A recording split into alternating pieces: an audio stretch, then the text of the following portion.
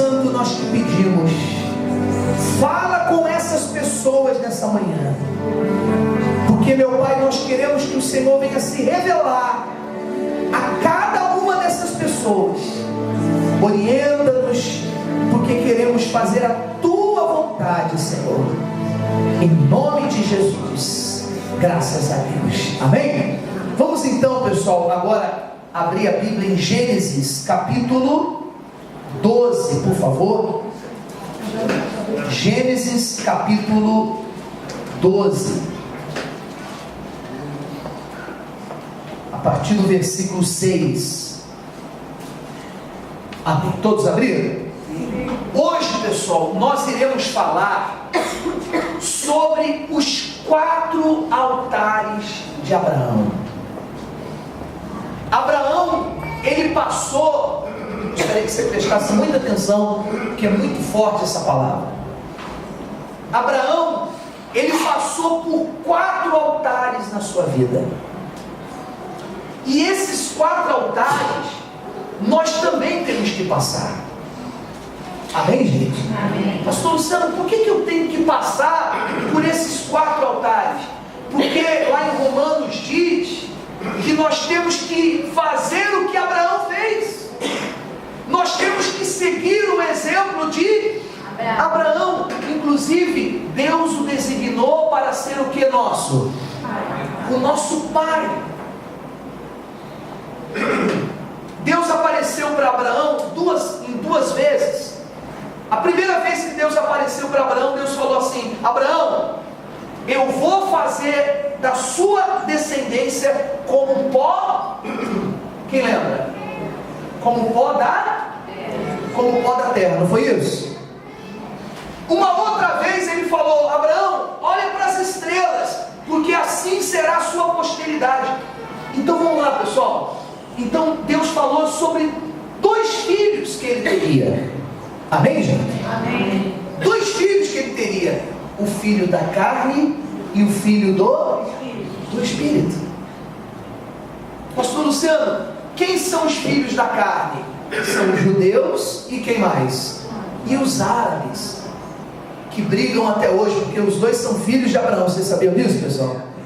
Essa briga aí é disputando, disputando, a briga entre eles é essa. Todos são filhos de Abraão, mas eles ficam brigando entre si. Está dando para entender? Pastor Luciano, então qual é o segundo filho? Eu pensava que era Isaac e Ismael. Não, Isaac e Ismael é um filho. Amém, gente? Representa o filho da carne. Agora, o filho do Espírito, que é o filho celestial, quem é, pessoal? É Jesus, e nós somos os seus filhos. Amém? Então, sem você saber, você pode de repente não ter descendência nenhuma de judeus, mas você é também um filho de Abraão. Você também é um filho de Abraão. E por você ser um filho de Abraão, você deve seguir os passos que Abraão seguiu. Porque Abraão foi um vencedor. E quantos aqui querem ser um vencedor? Faz assim, pergunta para a pessoa do lado, para não deixar ela dormir. Fala para ela assim: você quer ser um vencedor? Mas fala sorrindo, pessoal. Oh, Jesus, vamos lá, fala: você quer ser um vencedor? Siga os passos de Abraão. Amém?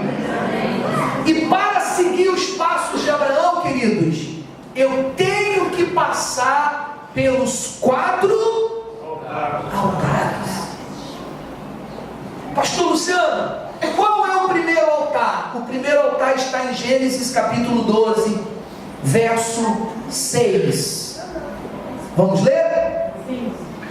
Atravessou Abrão, olha só, a terra de Siquém.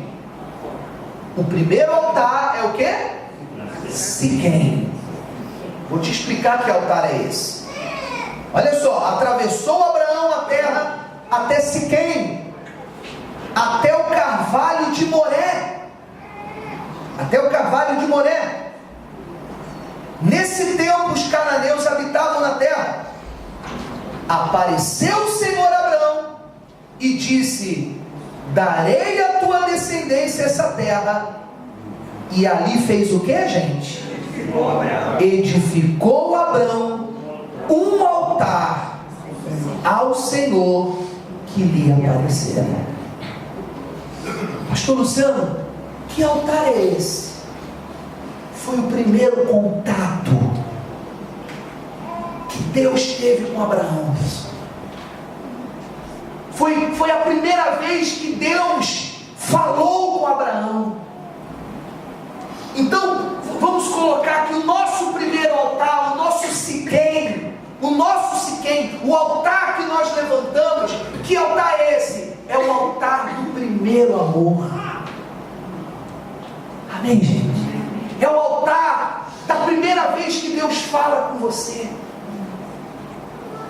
Pessoal, todos nós devemos passar por esse altar. Tem pessoas que ainda não passaram por esse altar. Pastor Luciano, que altar? O altar do primeiro amor. É quando a pessoa diz assim: não sei muito da Bíblia, não conheço, não tenho muito conhecimento, não conheço nem as músicas que cantam lá, mas eu tenho uma alegria de ir para a igreja, eu tenho um prazer de buscar o meu Deus. Amém, pessoal?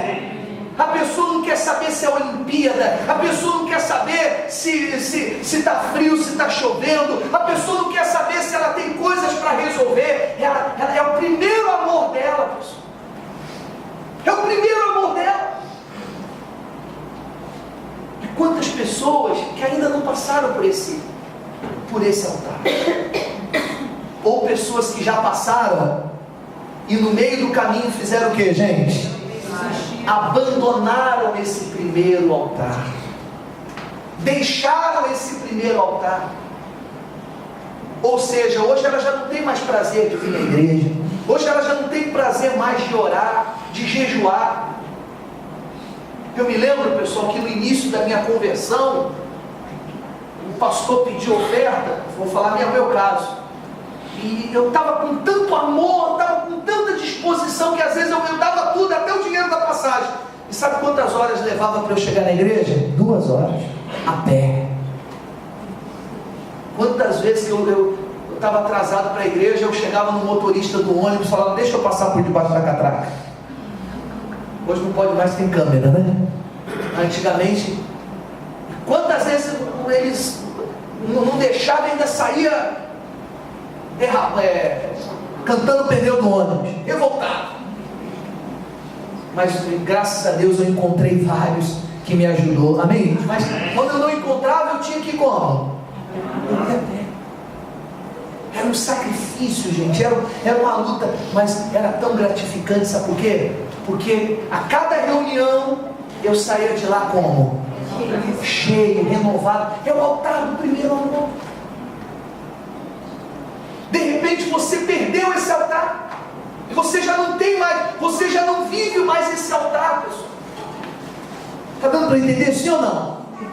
Então diga assim comigo: eu não posso abandonar o altar do primeiro amor. Porque em uma das igrejas do Apocalipse, presta bastante atenção aqui, Deus virou para essa igreja e falou assim: olha, você é perseverante, você suporta provas por causa do meu nome, você é uma igreja de Deus. Olha, uma igreja, teologicamente falando, era a igreja mais bem preparada das 7 igrejas. Só que ele duramente falou para essa igreja: tenho porém contra ti que abandonaste o teu primeiro. E sabe o que Deus falou? Se você não se arrepender, eu vou tirar a igreja daí. Eu vou mover o seu candeeiro. Eu vou tirar, essa igreja não vai mais existir. Olha só, porque você não está aproveitando a oportunidade. Deus falou: você não está aproveitando a oportunidade. Você tem até um bom conhecimento bíblico, você conhece as coisas da igreja, mas você perdeu o primeiro amor, a primeira fé. Está dando para entender? Então, eu não posso abandonar o primeiro altar, que é o primeiro amor. Amém? Vamos ao segundo altar, gente. Vamos ao segundo altar. O segundo altar, diga comigo: o altar de Betel. O que quer dizer Betel? Casa de Deus. Amém, gente? Betel quer dizer casa de Deus. Vamos lá. No versículo 8 diz assim: passando dali para o monte ao oriente de Betel, armou a sua tenda, ficando em quê? Em Betel, ao ocidente, e a Ai ao oriente. Ali edificou um altar ao Senhor e invocou o nome do Senhor. Você vê que ele está sempre levantando o que, gente? Um altar. Pastor Luciano, o que é o altar de Betel? Betel, como eu disse, é casa de Deus. Pessoal, esse altar para nós é aquele altar que eu digo assim: Senhor, eu vou me firmar na tua casa, eu vou me firmar na tua igreja, eu vou me firmar na tua presença.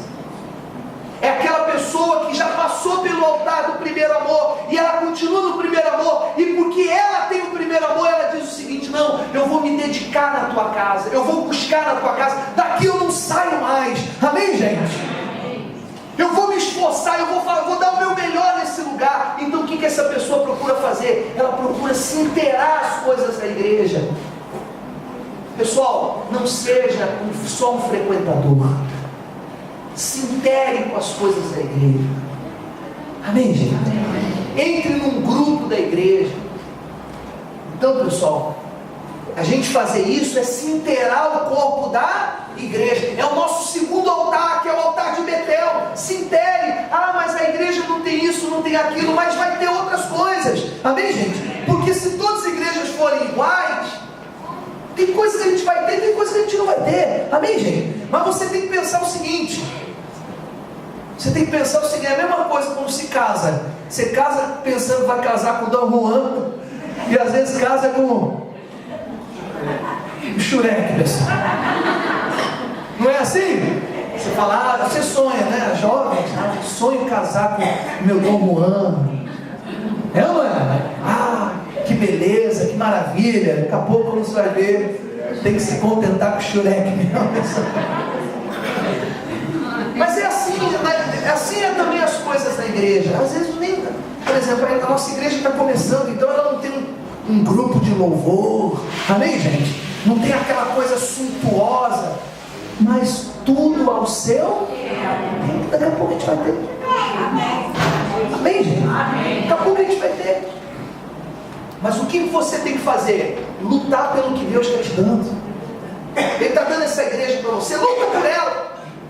Ganhe almas para ela. Busque, traga pessoas. Amém, gente? Ela é o segundo altar. É o altar onde a pessoa ela enraiza dentro da igreja e diz assim: não é aqui que eu vou ficar e eu vou arrebentar nesse lugar. Eu vou fazer a diferença.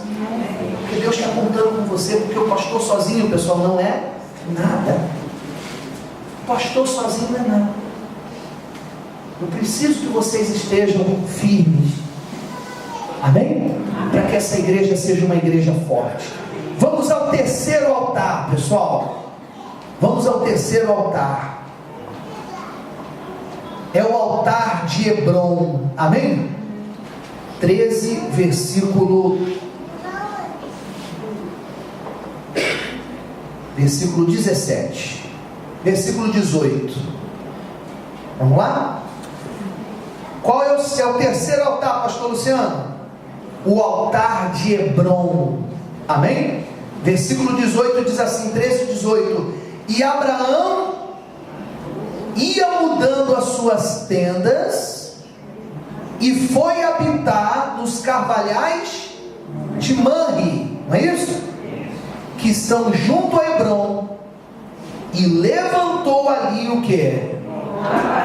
Um altar ao Senhor.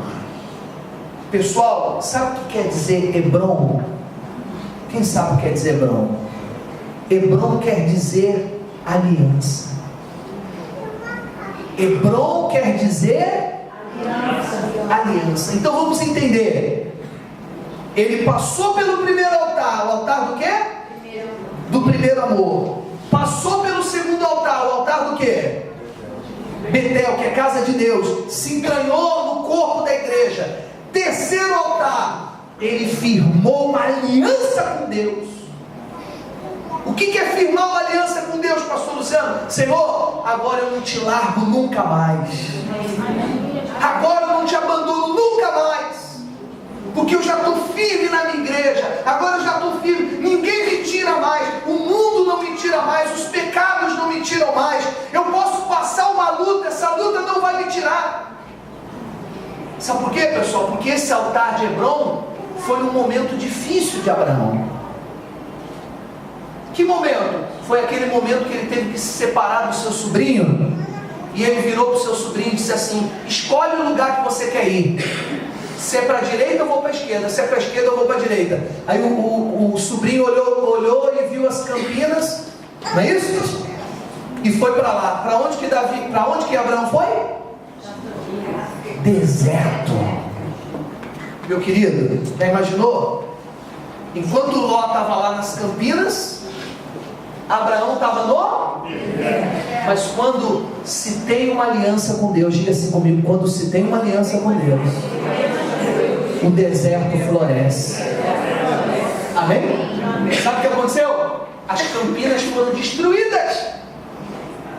As campinas do Jordão foram destruídas. E está destruída até hoje, pessoal. Eu estive lá, eu fui lá no Mar Morto. Lá é Sodoma e Gomorra. Hoje não tem vida no mar. É um mar morto.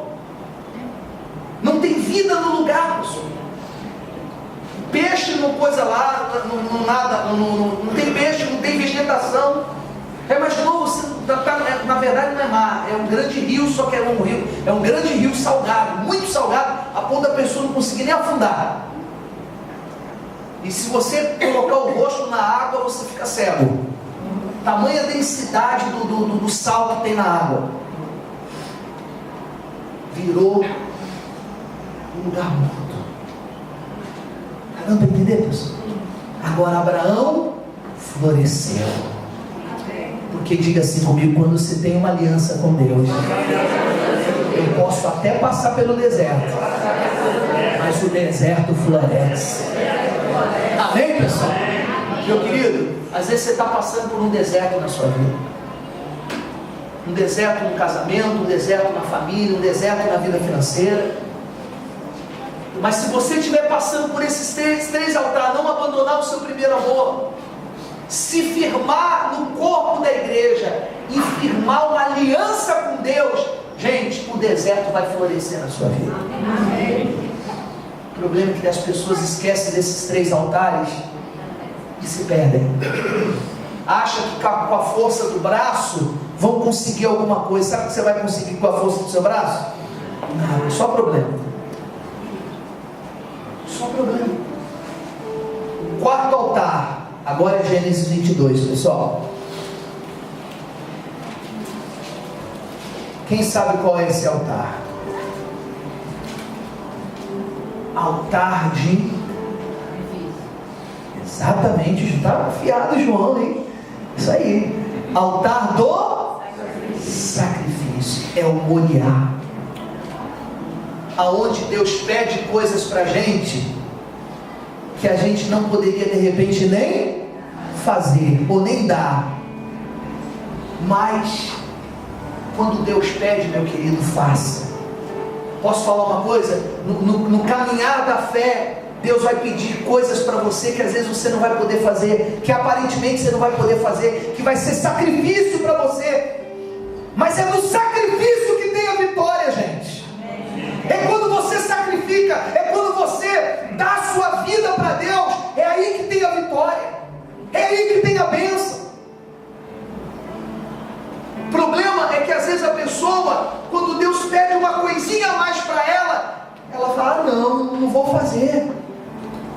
E ela começa a deixar de viver o sacrifício. E gente, nós temos que passar por esse altar, o altar do sacrifício. O altar do sacrifício não é que Deus vai te pedir carro, casa, não é isso não, pessoal. Porque eu posso falar, eu conversei com o senhor essa semana, ele falou: pastor, Eu já até fiz sacrifícios assim, de dar carro, casa, mas eu não fui tão abençoado quando Deus me pedia para fazer sacrifícios espirituais, deixar coisas que eu gostava de fazer, mas que Ele me mandava deixar de fazer. Quando eu sacrificava a minha carne, quando eu sacrificava o meu eu, quando eu sacrificava as minhas... Eu fui tão abençoado, eu fui abençoado quando dei grandes ofertas para Deus, mas eu fui muito mais abençoado quando eu dei o máximo de mim. Amém? Quando eu dei o meu tudo para Deus.